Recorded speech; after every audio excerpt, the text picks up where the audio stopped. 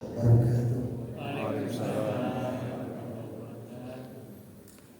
hamdalillah nasta'inu wa nastaghfiruh wa na'udzu billahi min shururi anfusina wa sayyiati a'malina may yahdihillahu fala mudilla lahu wa man yudlil fala hadiya lahu. Asyhadu an la syarika lahu wa la hawla wa la quwwata illa billah wa asyhadu anna Muhammadan rasulullah la nabiyya wa rasulullah.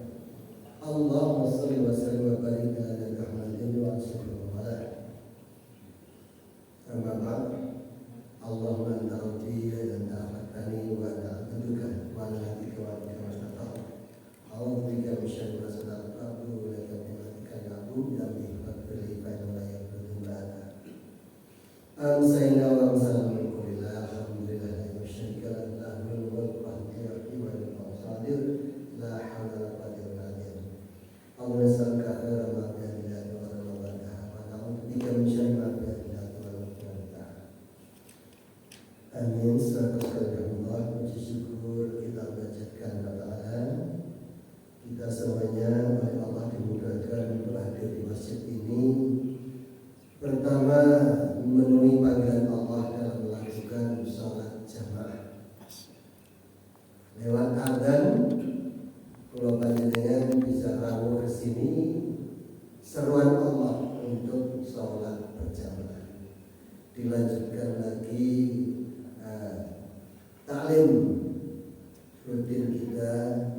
Bagi saya adalah setiap Rabu genap yang materinya pada hari ini adalah masih tetap adalah merajut bahagia bersama tetangga. Ini dulu tujuannya saya sampaikan ya. Tidak hanya kula panjenengan sami sebagai orang yang akrab damai tetangga, tetapi kula panjenengan sami sebagai aktivis muslim, aktivis masjid, aktivis ngaji itu bisa menjadi uswah hasanah, suri tauladan bagi para tetangga kita, sehingga kula panjenengan sami suatu saat menjadi orang pilihan untuk urusan-urusan kebaikan, termasuk urusan agama. Ini saat sing bener itu apa sih? Takono Pak Rafi, takono Pak Agus segala sholat, takono Pak ini. Nek ngurusi jenazah itu ya apa? Kalau melihat ada orang yang sudah nazar, yang sudah sakratul maut, itu apa yang harus dilakukan oleh yang sehat atau keluarga? Karena panjenengan ini sering ngaji, suatu saat para tetangga yang belum tahu itu datang ke panjenengan, Pak, keluarga kula itu sih asik nazar terus pundi niku carane. Panjenengan diparani bisa datang ke sana. Oleh pas nazar niku ngeten carane. Nek nanti ternyata sudah meninggal, apa yang harus dilakukan? Panjenengan sing aktivis masjid, melok pengajian setiap saat harus bisa memberi solusi untuk tetangga yang punya masalah semacam itu. Nah, saat ini mau segera dimandikan. Cara dimandikan nah ini Pak Putri ini betul-betul nih. Di kota ini satu RW modelnya hanya satu model kematiannya. Ya, Pak Agus ini segala ngaji, terus salam, tolong dipimpin memandikan. Ya wes, atau macam-macam ini. Suatu saat nanti begitu. Itu yang saya maksudkan, para jamaah masjid ini nanti bisa menjadi uswah hasanah bagi tetangga. Tidak hanya panjenengan damai kalau tetangga, betul. Tapi lebih baik itu lebih banyak nanti ilmu yang bisa ditularkan kepada para tetangga. Itu harapan kita. Kemarin dulu sudah kami jelaskan. Insya Allah kita sudah sampai pada potongan sajian nomor 7, gerakan sampai nomor 8.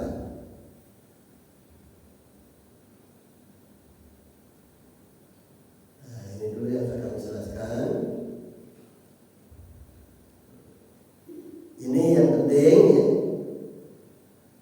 bahwasanya berbaik dengan tetangga itu bagian dari urusan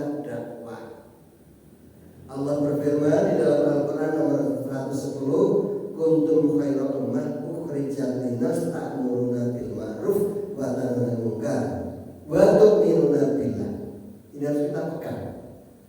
Kula panjenengan ini adalah umat yang dilahirkan, ditetapkan Allah sebagai umat yang terbaik, yang terlahir mulai zaman Nabi Adam alaihissalam ngantos Nabi Muhammad. Karena apa? Ta'muruna bil ma'ruf wa tanhauna 'anil munkar wa tu'minuna billah. Karena umat Nabi Muhammad itu mendapatkan beban mengajak kepada kebaikan, mencegah kemungkaran, dan mengajak kepada keimanan.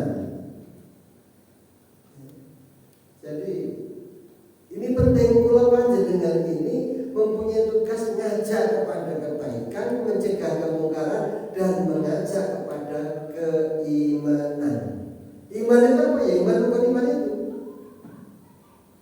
Ya, kemarin dulu pekan lalu ini Ustaz Rafi minta saya paradigma apa yang diganti fikih ibadah. Setelah saya lihat-lihat pada buku referensi fikih ibadah sih mudah niku ya kayak sekolah ya. Fikih itu berarti hukum menurut agama ya. Ibadah makro mulai syahadat sampai haji mulai ibadah. Kalau itu sudah penjelasan mulai madrasahnya. Nah ini kalau fikihnya tentang satuan-satuan ibadah itu nanti banyak, bukan perselisihan ya. Namanya fikih itu adalah istihad. Jadi kalau istihad mesti ada ketidaksamaan. Nah, ada ketidaksamaan kalau dikupas dalam pengajian umum biasanya menjadi masalah. Misalkan antara sing sholat dan kunut karo gak kunut. Sing kunut itu dalilin apa saking imam sinten sing gak tahu. Kunut itu dalilin apa imam sinten. Misalkan semacam itu sangat luas. Karena kalau itu yang dimaksud menurut saya kula betul mampu. Kalau hanya fikih ibadah, fikihnya itu tuntunan Islam itu adalah siji syahadat, loro sholat, terus puasa sampai haji sakit. Nah ini akhlak ini kata para ulama adalah bagian terbesar dari tuntunan agama. Jadi bagian terbesar dari tuntunan agama. Makanya orang Islam yang baik itu siapa? Kata Rasulullah, ditanya sahabat, adalah orang beriman yang akhlaknya terbagus. Akhlak itu apa?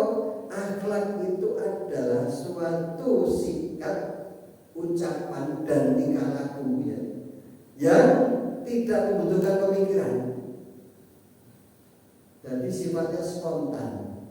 Kalau gambarannya rumian, akhlak itu semacam orang wahing.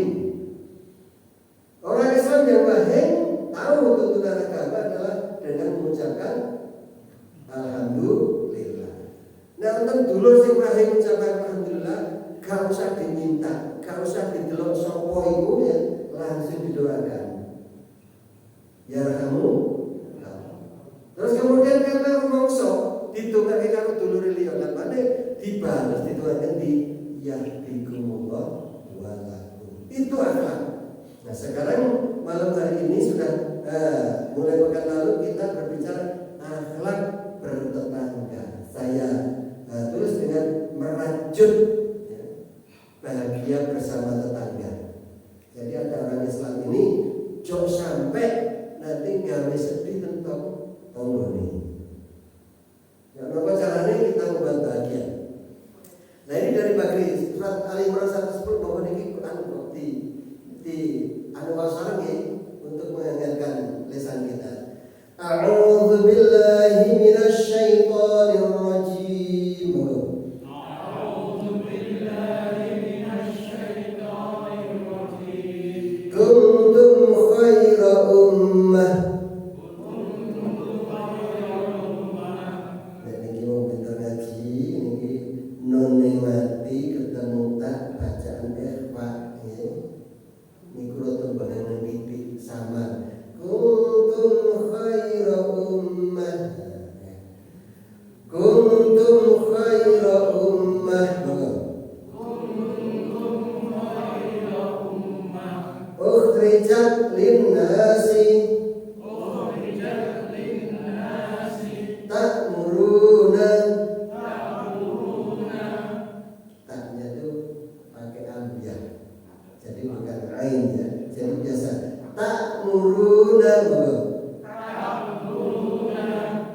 ma'rufi. Bil Ma'ruf. Ta'muru pakai amja, taknya itu amja. Jadi bil ma'rufi itu pakai ain. Bil ma'rufi wa tanhauna 'anil munkar wa tu'minuna billah. Ya, alhamdulillah ya. Niki dalile nek kula panjenengan sami mendapatkan perintah untuk berdakwah. Umatipun Kanjeng Nabi Muhammad itu seluruhnya mendapatkan tugas untuk berdakwah. Apa dakwahnya? Mengajak kepada kebaikan, mencegah kemungkaran, dan mengajak beriman kepada Allah. Kita lanjutkan. Ini sama dari tulisan tadi. Wa takum minkum ummatu yad'una khair wa ya'muruna bil ma'ruf wa munkar wa ulaika humul muflihun. Hanya kata kunci akhir itu yang tidak sama. Wa ulaika humul muflihun. Nah, orang-orang yang mengajak kepada kebaikan, mencegah kemungkaran dan mencegah kemungkaran dan mengajak pada keimanan itu adalah orang-orang yang beruntung. Beruntungnya apa? Panjenengan tak jauh sih kerso. Orang yang aktif mengajak kebaikan, mencegah kemungkaran dan mengajak beriman itu didoakan oleh seluruh makhluk, ya, selain manusia. Untuk kebaikannya dimintakan ampun, termasuk kata Rasulullah itu oleh ikan-ikan di lautan. Itu hadisnya Rasul menyampaikan bahwasanya seorang mubalik, ya, mubalik itu adalah orang yang menyampaikan risalah Allah dan Rasulnya itu mengajak kebaikan juga Quran itu didoakan. Tidak hanya malaikat, sampai makhluk-makhluk di muka bumi termasuk ikan-ikan di lautan. Wa ulaika muflihun, makanya Allah menutup ayat ini dengan mereka orang-orang yang beruntung. Bapak Ibu, kalau matur bila saja orang dakwah itu tidak harus ceramah kayak orang yang meninggi, tidak harus berada di atas mimbar, tidak harus menjadi guru di kelas, ya. Tidak harus itu. Pokoknya panjenengan dengan baik, ya. Nek ada sesuatu yang tidak baik itu panjenengan ajak carane yok nopo supaya yang tidak baik itu menjadi baik. Dengan berbagai macam cara. Misalkan ada laporan pada saya itu ada, Pak, ibu guru ngaji Pak, tapi pas suatu saat itu di dekat masjid anaknya itu nangis, dadak dicepresi mana. Saya agak panggil lagi Pak itu untuk ngaji di masjid saya. Itu gara-garanya pasti anaknya. Mesti ini mendidik anak kecil itu tidak harus pakai fisik. Semacam itu. Jadi itu menyampaikan sesuatu yang tidak baik kepada orang lain. Mestinya kalau guru ngaji menjadi contoh dalam masyarakat itu untuk yang terbaik bagaimana. Nabi Muhammad itu menjadi bapaknya anak kecil. Suatu saat ada anak kecil yang punya burung itu mati. Oleh Rasul dihibur, hai anak bapaknya burung. Tanya, ya Rasulullah, anak bapaknya burung. Nah kamu kan selalu burungnya kecil, selalu kamu sayang. Semacam itu akhirnya anaknya tidak jadi menangis. Ini contoh saja bagaimana seseorang itu menyampaikan suatu tuntunan yang baik kepada orang melihat situasinya. Kita lanjut. Orang hidup bertetangga itu diperintahkan oleh Allah, bukan saja bertetangga, sesama insan itu untuk menjaga akhlaknya, tolong menolong dalam perbuatan takwa. Insya Allah panjenengan sampun apal niki wonten Al-Qur'an ayat kali. Mohon di bawah sos. A'udzu billahi minasy syaithanir rajim.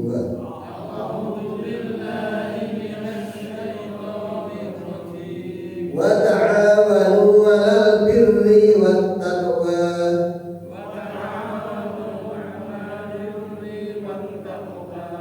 Wa ta'awanu 'alal birri wat taqwa. Wa la ta'awanu 'alal ismi wal 'udwan. Wattaqullah innallaha syadidul 'iqab. Perintahipun Gusti Allah niki. Firman-Nya kepada Kanjeng Nabi, tapi untuk disampaikan kepada seluruh umatnya. Tolong menolonglah kalian dalam mengerjakan kebajikan dan takwa. Tolong menolonglah kalian dalam mengerjakan kebajikan dan takwa. Ada misalkan, tolong menolongnya apa? Masjid ini untuk bisa menampung jamaah dengan menyenangkan, maka dibuatlah masjid ini semacam ini. Karpetnya bersih, wangi, di dalam masjid ada AC. Agar apa? Jamaah yang ada di sini menjadi senang. Karena apa? Orang yang sholat di masjid ini adalah menunjukkan salah satu tanda orang itu bertakwa. Nah, panjenengan menggerakkan, ayo Jumat esok kita resek-resek di masjid. Karena apa? Nanti siang untuk Jumatan. Misalkan suatu saat masjid ini membutuhkan biaya operasional dan untuk renov. Ayo John, kita gabung sedikit-sedikit. Ojo lali setiap subuh budal di masjid membawa infak subuh. Orang sakit, 2.000, 3.000, 5.000 setiap subuh. Upayakan untuk itu menjadi sedekah subuh. Kita bangga dengan dahulu. Sebagus-bagusnya amal itu amal sing ajek walaupun sedikit. Dipersiapkan Bapak Ibu itu dalamnya. Nek 5.000 kabeh, orang kabeh. Yang penting setiap hari upayakan bisa membawa infak untuk masjid pada saat subuh. Itu namanya istiqomah.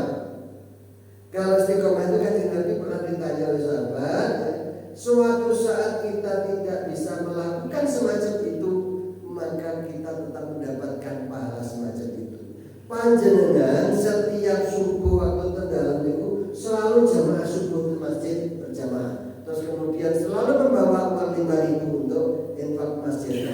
Suatu saat panjenengan gerak, sakit, tidak bisa ke masjid, maka kata Rasulullah, dia akan mendapatkan pahala seperti biasa datang ke masjid, infak 5.000 dan sholat, pahala sholat jamaah. Ini contohnya. Kayak orang berpuasa. Orang berpuasa karena puasanya juga puasa rutin, suatu saat kelupaan makan, itu dilanjutkan puasanya. Makannya itu infaknya Allah untuk orang yang puasa itu. Diteruskan itu karena lupa. Tapi itu lupa ya. Itu orang yang selalu istiqomah. Untungnya orang istiqomah itu Mas kalian. Jadi monggo kula panjenengan saya ajak untuk istiqomah. Dalam sholat misalkan khususnya sholat lima waktu, ojo sampai kurang Bapak Ibu. Nek kula panjenengan itu selalu mengutamakan urusannya kepada Allah, urusan kula panjenengan yang ditata oleh Allah Taala. Mas Rafi misalnya, ini kalau di rumah selalu mengutamakan sholat jamaah. Begitu waktu masuk sholat jamaah. Karena Pak Adzan ini adalah panggilan Allah diutamakan. Maka Mas Raffi nanti keluar dari masjid untuk kegiatan-kegiatan rutin yang menata Allah. Kok belalah, aku ini mau budal orang bawa jas hujan misalnya. Alhamdulillah belum petang kono kene gak kodanan ditata oleh Allah. Saya tidak janjian pengen ketemu seseorang, ternyata Allah menata ketemu sungguhan. Itu janji Allah. Kalau kita selalu memenuhi anjuran Allah, maka urusan kita akan ditata oleh Allah. Yakinkan itu, yakinkan. Ini dari Al-Maidah ini Bapak sekalian, monggo kula panjenengan kepada tetangga itu selalu tolong menolong untuk urusan kebaikan dan takwa. Jangan tolong menolong untuk yang melanggar tuntunan agama. Itu tandanya orang yang bertakwa kepada Allah.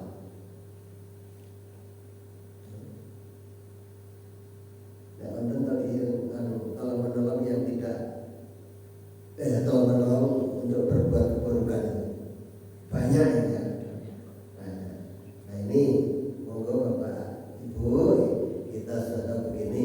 Nek kira-kira itu baik, monggo kita saling menolong. Tetapi kalau itu buruk, ya, mari kita tinggalkan. Jangan mau tolong menolong.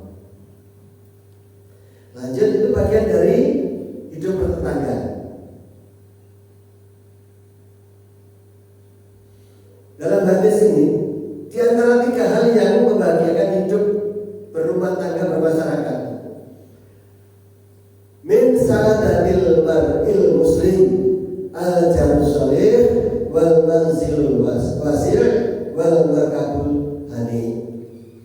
Di antara yang membahagiakan seseorang muslim adalah ini. Umumnya bukan orang muslim ya, tetangga yang baik.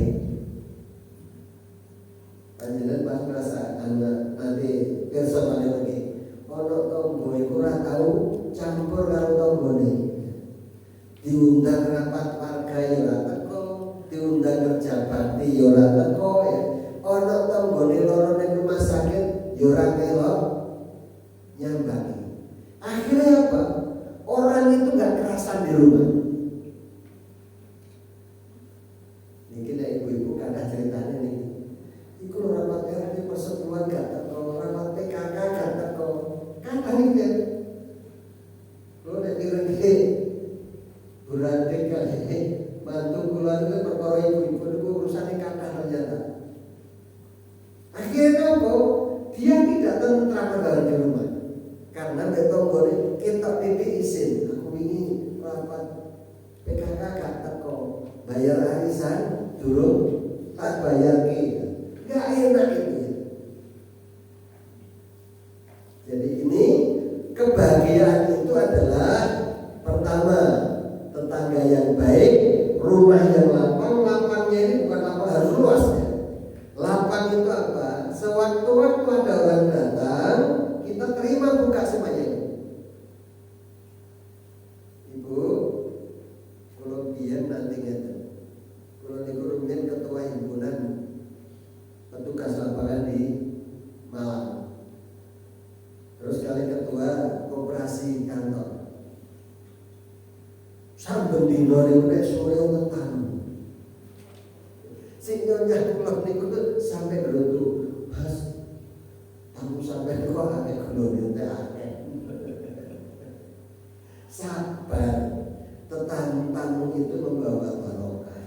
Kan suatu saat ya, Kanjeng Nabi itu nanti ada yang mengeluh. Misalkan kata Rasulullah, sowan Kanjeng Nabi, ya Rasulullah, istri saya itu kok tidak senang kalau banyak tamu. Tolong Rasulullah, istri saya atau dan saya, keluarga saya dinasihati bagaimana menghormati tamu. Oh iya, mereka begitu ya. Saya nanti akan bertamu ke rumah kapan-kapan. Diberitahu Kanjeng Nabi rawuh dan salah satu rumah tangga sahabat itu, dan dinasihatkan sewaktu bapaknya Rasulullah pada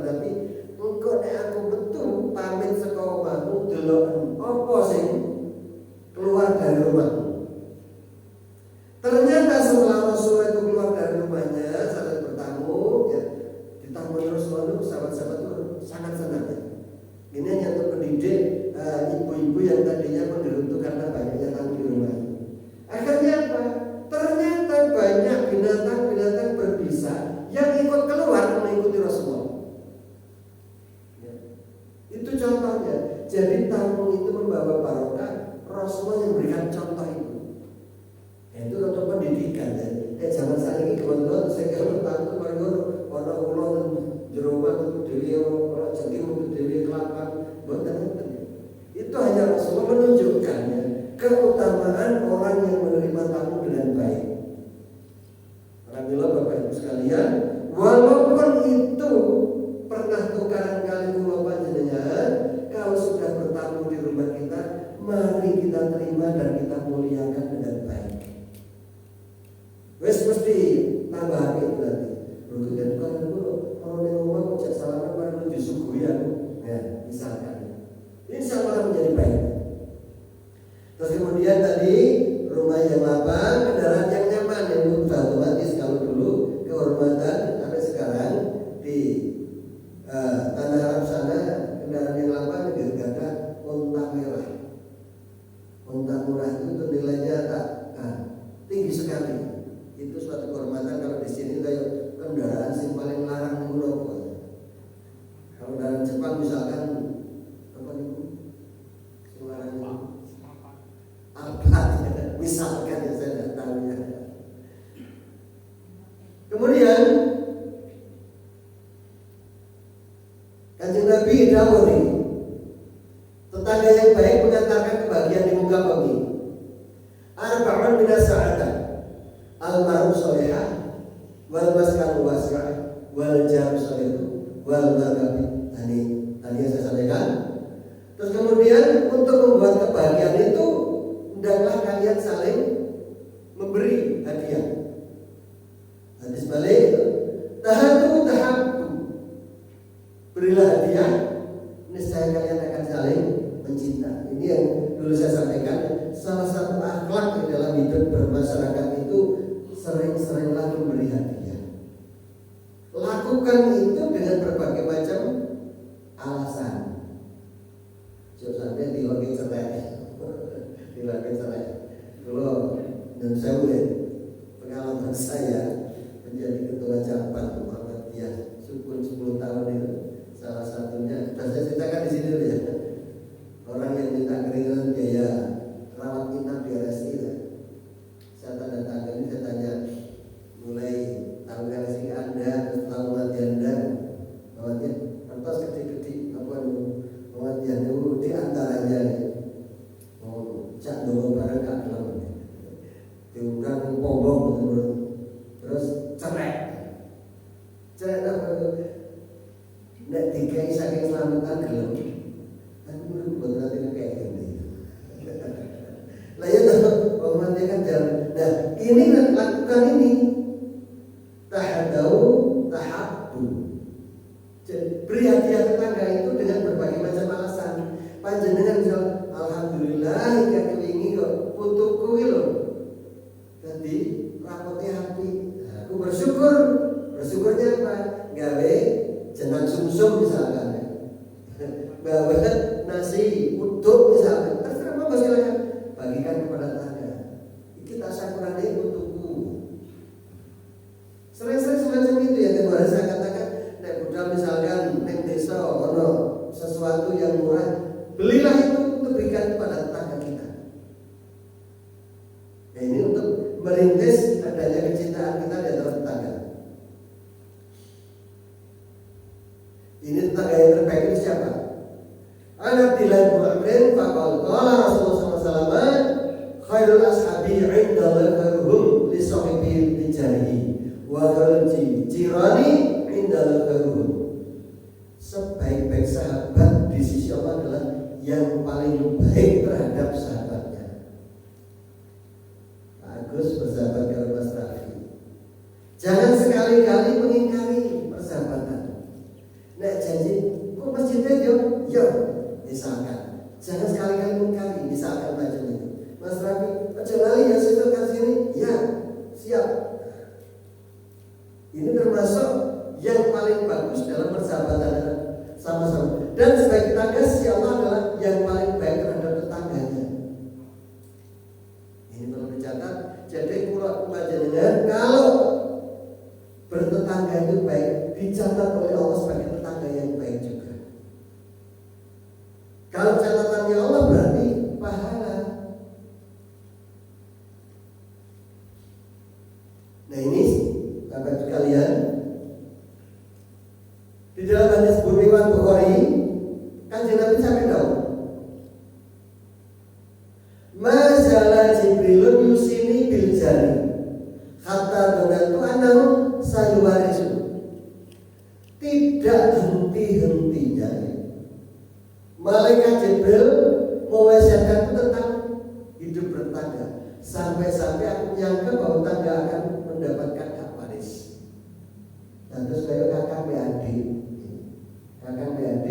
tunggal bapak ibu itu di dalam Islam menata hidup bertetangga. Jok sampai tukaran. Kita harus saling mencinta, saling membantu. Guru-guru hal yang kecil kita menjadi tidak akrab. Ini kalau orang itu lapang dada, lapang hati, ada masalah dengan tetangga, segera diselesaikan. Kan ada 5 perkara yang sangat bagus kalau dilakukan dengan secepatnya. Pertama, kalau ada orang mati segera dikuburkan. Orang senendani dulu sih teko atau soalnya teko gak teko tempat mati. Yang kedua, kalau punya tamu ono subuhan cepet-cepet dipetokno. Aja suwe orang tak tahu bisa keluar-keluar. Kalau ada tamu, kita punya persediaan pengantin atau subuhan, segera keluarkan. Untuk tamu ini kemudian berkelompok clothing, piring dikira wadah minta makan jadi tamu ini, ternyata enggak. Yang kedua, yang ketiga, kalau laki perempuan sudah ketemu jodoh, segera dinikahkan. Ini penting mas kalian. Kalau laki perempuan sudah ketemu, sudah waktunya, gak cepat dinikahkan, nanti tadi kesetanan atau sampai sini. Dalam Islam sangat diperhatikan ini. Laki perempuan ketemu jodoh, segera dinikahkan. Yang keempat, nek duwe utang cepat-cepat disaur, tidak usah menunggu apa ini tanggal janjian itu ya, pas jatuh tempo. Nah, kalau sekarang punya segera.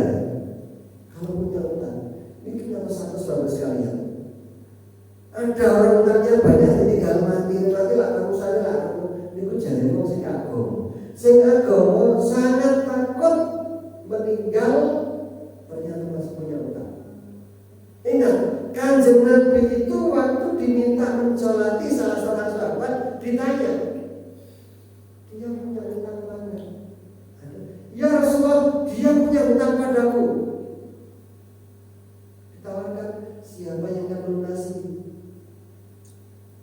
Sahabat yang datang itu kalau saya jawab, Rasulullah pergi. Ada sahabat yang ya Rasulullah, saya yang mencukupi semuanya utangnya itu. Baru kembali untuk nyolati. Panjenengan yang berputar sekalian, kadang-kadang sekarang dia setri. Ini pun ada gede, tapi ini pun ada guyon-guyon ini dengan WA, tapi ada apa itu? Ada dua utang, ini pun singarian itu bang detail ya. Bang detail itu, kau nak payah ditagih betul, sing itu lorong kesurupan dan sebagainya. Ternyata ada itu. Kalau orang jamaah, orang Islam yang lihatnya rajin untuk ngaji, sangat hati-hati jangan sampai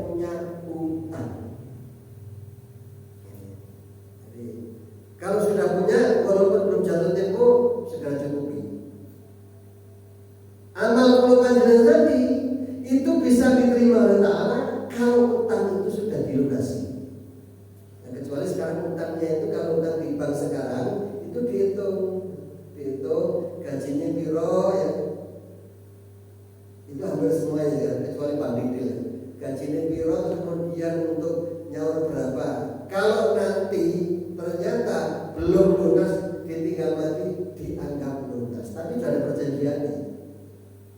Walaupun saya sekarang itu modern ya, itu saya diberitahu semacam itu sekarang. Jadi sekarang pinjaman 5 tahun misalkan, sebulannya itu nyaur sebanyak misalkan 1,5 juta, terus kemudian nyaurnya baru 3 tahun kan, kurang 2 tahun, terus mati, ini dianggap lunas. Tapi ada perjanjiannya. Bapak-bapak, jangan utang-utang di bawah.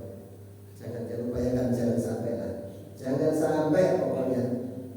Nek utang didik kalau utang boleh ya, aku boleh mati. Benar ini.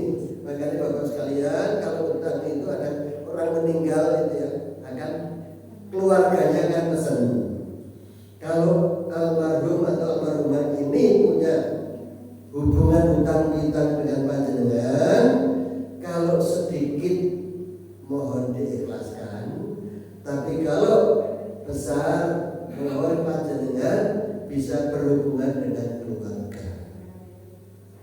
Berhubungan dengan keluarga.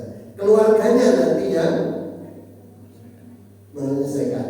Dan Bapak sekalian, harta waris dari orang yang mati tidak boleh dibagi warisannya sebelum utang dilunasi.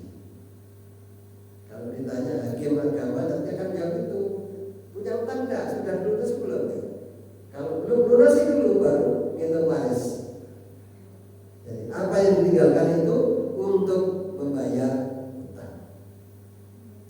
Terus yang kelima, kalau punya salah, punya dosa, segera bertobat, mohon ampunan, baik itu kepada manusia maupun kepada Allah. Kalau pesan Bapak sekalian, kalau panjenengan jaga diri baik-baik, jangan sampai kalau panjenengan nanti dibunuh dari Allah masih punya kesalahan dengan orang lain. Kalau punya kesalahan dengan orang lain, kalau nanti kalau panjenengan nanti bisa menjadi orang yang bangkrut di akhirat. Karena apa? Ditagih karena wong sing kita buat salah. Ramila dipun ditang-tang, kalau kata saya selalu sudah buka katanya itu punya urusan enggak kalau orang-orang lain di sekitar kita. Segera selesaikan. Tidak usah nunggu yo punya salah, segera minta ampun kepada Allah, segera istighfar dan bertobat. Jam itu kurang 10. Jam berapa? Jam 7 ya? Iya. Saya lanjutkan. Jadi itu tadi yang sampaikan ya.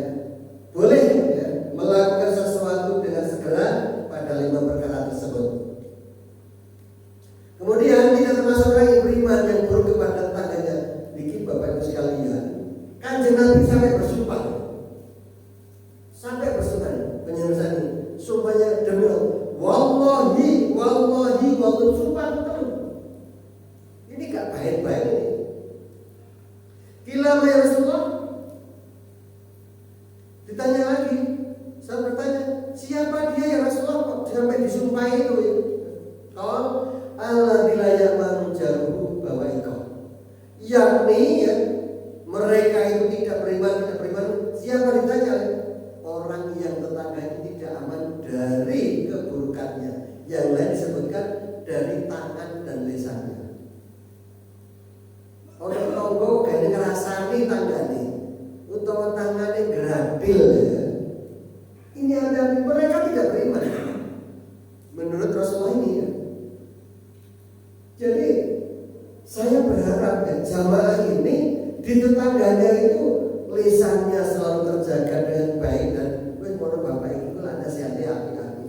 Tangan kita juga begitu, sehingga orang lain itu kalau ketemu dengan dan kita itu senang karena selalu ngajak kepada kebaikan atau memberikan masukan kebaikan. Ini diriwayatkan muttafaq alaih dari seluruh ahli hadis sepakat dengan ini. Rasul bersumpah ayat ini. Timur Bapak Ibu, apakah punya kesalahan sama tetangga yang dekat maupun tetangga yang jauh? Rasul sampai sumpah pintelu. Demi Allah, demi Allah, demi Allah, tidak beriman dia. Siapa? Sinten ibu kanjeng Nabi.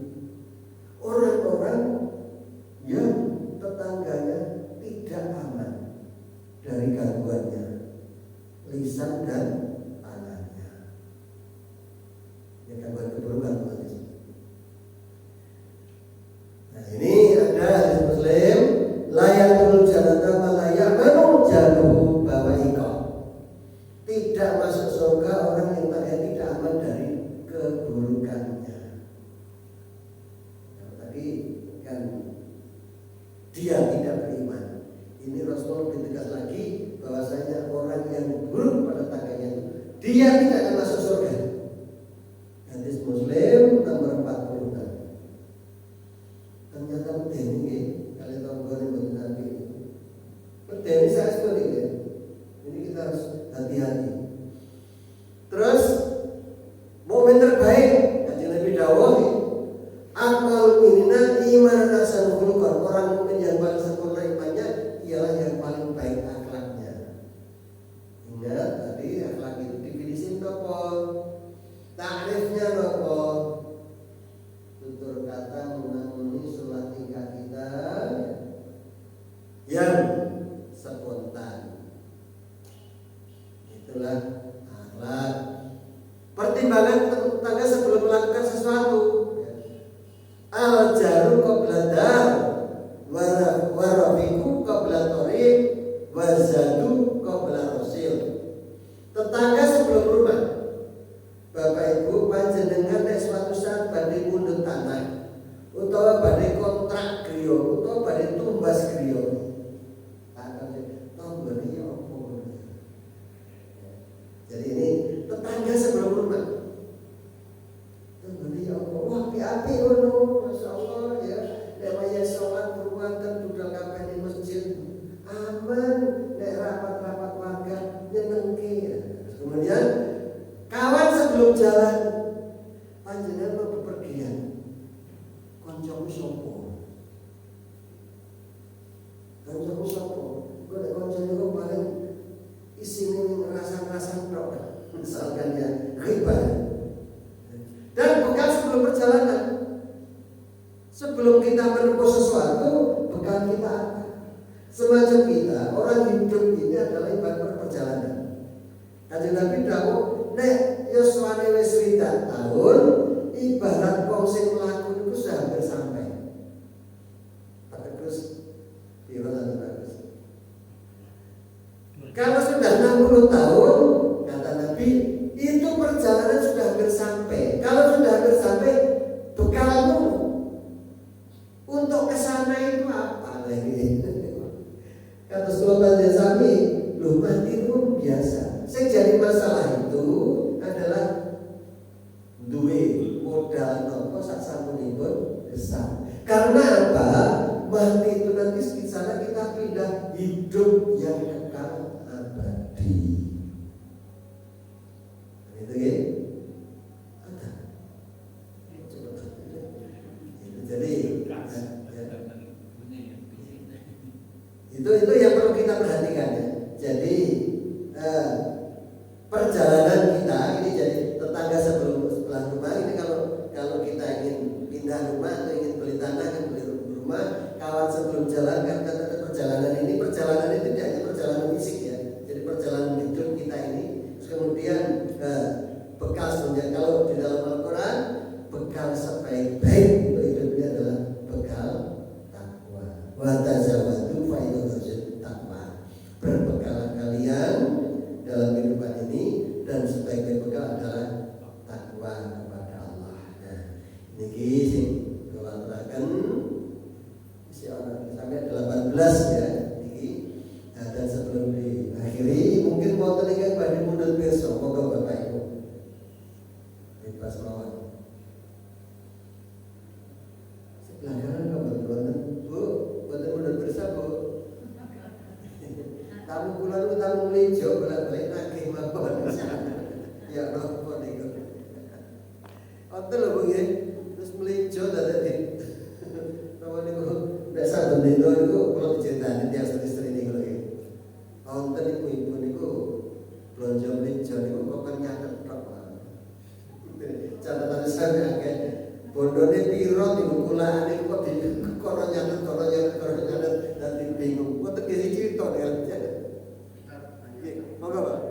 Assalamualaikum. Waalaikumsalam. Ini berkaitan dengan tema bertetangga yang baik sebagai muslim. Kita kan dalam bertetangga ada juga yang non muslim.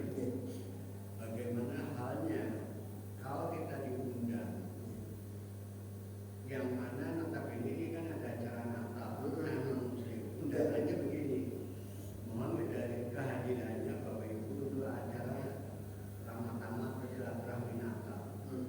Saya pernah mendengar suatu ceramah, kalau kita mengakui acara Natalnya, meskipun tidak ada acara Natal, berarti istilahnya kita mengakui bahwa Tuhan adalah Tuhan Yesus. Bagaimana sikap kita sebagai tetangga atau seorang muslim yang bertetangga dengan non-muslim yang baik?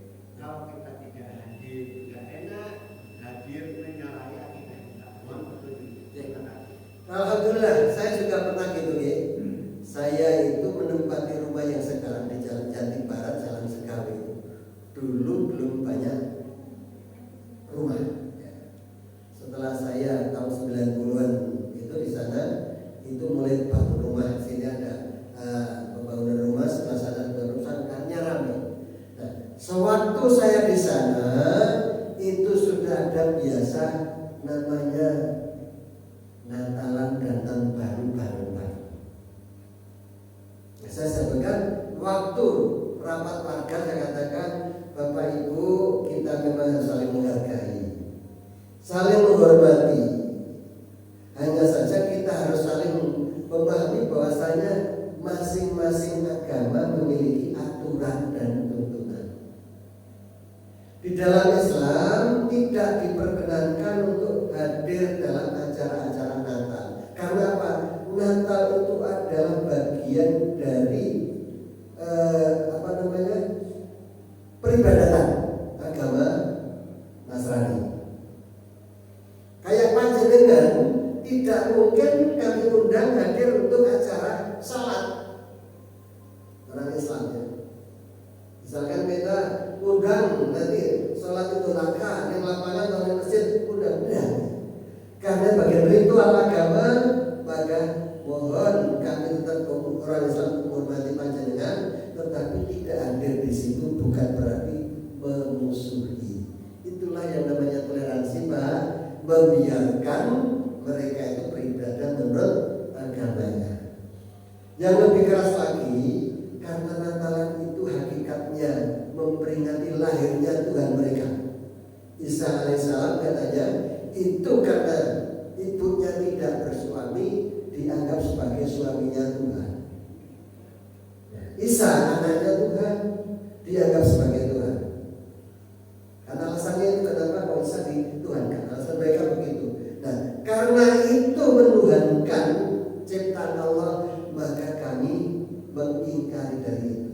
Karena apa? Setiap sholat kita ihdinas siratal mustaqim. Ya Allah, tunjukkan aku kepada jalan yang lurus. Siratal ladzina an'amta alaihim. Jalannya sebagaimana orang yang Engkau berikan kenikmatan. Ghairil maghdub, bukan jalannya orang yang Engkau marahi.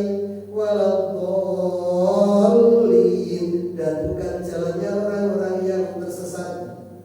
Itu kita sudah baca, bahkan orang yang sholat itu harus selalu baca Al-Fatihah.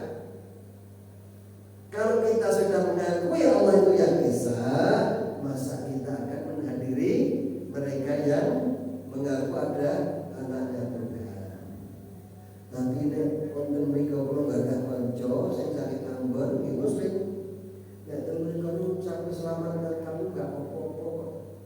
Ya berarti singkong, tapi kita harus yakin ucapan itu adalah kerentek dari hati. Bapak kalau ibu nikah sampai punya anak itu juga karena ucapan. Diko, Rabi, saya kawinkan dengan anak saya bernama Siti dengan mas kawin 1 gelang emas beratnya 10 gram. Saya terima nikahnya. Kan ucapan ini ya. Ucapan itu ya Pak. Selamat Natal juga ucapan. Mengaku bahwasanya ada Tuhan yang lahir. Jadi jangan mengatakan hanya sekedar ucapan Pak, bukan ada hati.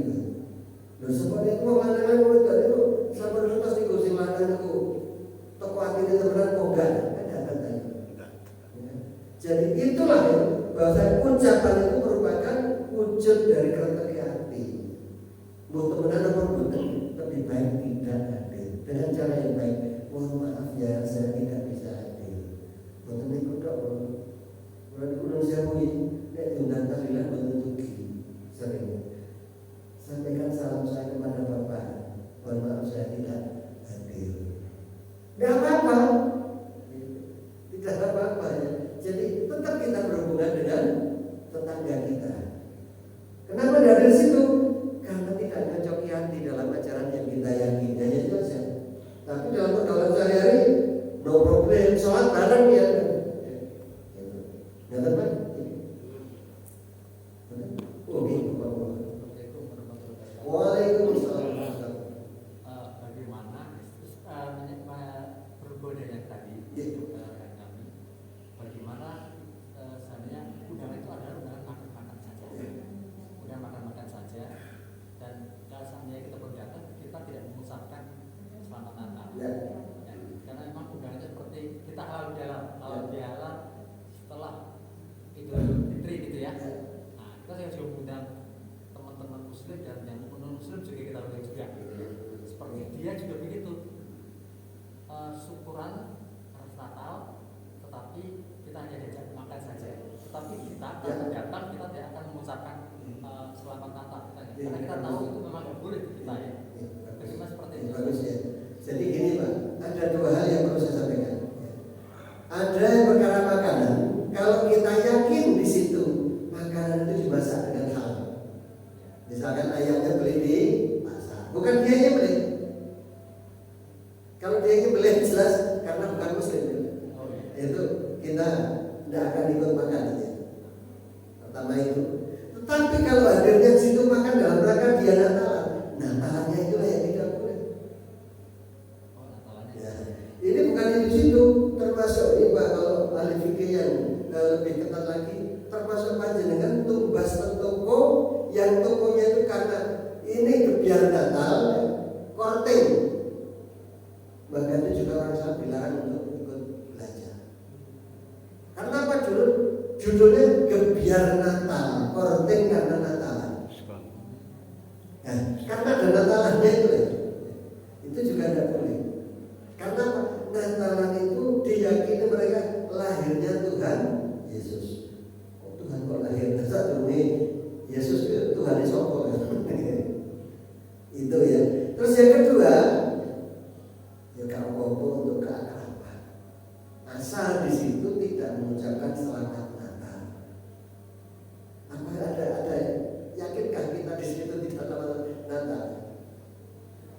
Itu ada bagian dari pemerintah kita ya. Kalau itu untuk seorang pejabat publik, pemerintah, bupati, wali kota, itu boleh datang sana. Karena apa? Dia memimpin seluruh orang itu. Tapi kalau kita orang privat, sebaiknya tidak, karena kita bukan pemimpin mereka. Ketua RT Pak. Ya. Ketua RT. Ketua RT ya. Ketua RT. Ketua RT. Ya. Ya mengatakan ya kawan, maaf ya, kami tidak datang. Pejabat publik yang resmi. Ini dalam dulu ada namanya Kristen itu. Kristen Islam. Tahun lalu mulai ada yang namanya Nataru. Jadi pemerintah mengadakan perayaan Natal dan Tahun Baru. Pernah suatu saat tahun berapa ya, sekitar tahun 90-an dulu, itu Tahun Baru, Natalan dan Idul Fitri itu hampir berbarengan. diadakan satu RW. Nah, jadi RT RW jangan pernah mengadakan kegiatan bersama. Semacam itu ya. Nanti dapat jenengan mengundang untuk misalkan, Idul Fitri halal bihalal, seluruh warga diundang. Suatu saat nanti mereka pada saat Natal akan minta menuntut ganti. Tapi ada Natalan bareng, akan begitu ya. Itu yang saya sampaikan Bapak ya. Moga-moga membawa ketenangan panjenengan untuk sebagian meniti tuntunan agama dengan baik. Marilah kita akhiri bersama dengan kawan majelis. Subhanallah wa bihamdihi, asyhadu an la ilaha illa anta